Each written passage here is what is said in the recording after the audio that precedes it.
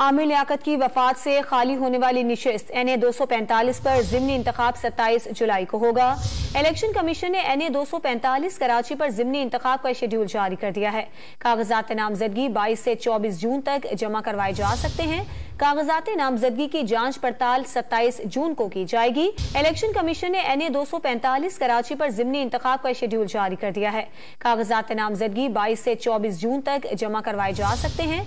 कागजात नामजदगी की जांच पड़ताल 27 जून को की जाएगी। इलेक्शन कमीशन ने NA 245 कराची पर ज़िमनी इंतखाब का शेड्यूल जारी कर दिया है।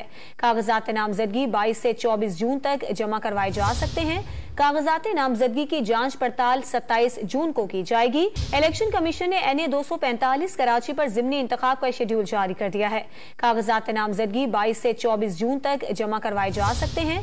कागजात नामजदगी की जांच पड़ताल 27 जून को की जाएगी। उम्मीदवारों को इंतखाबी निशानात 7 जुलाई को अलॉट किए जाएंगे।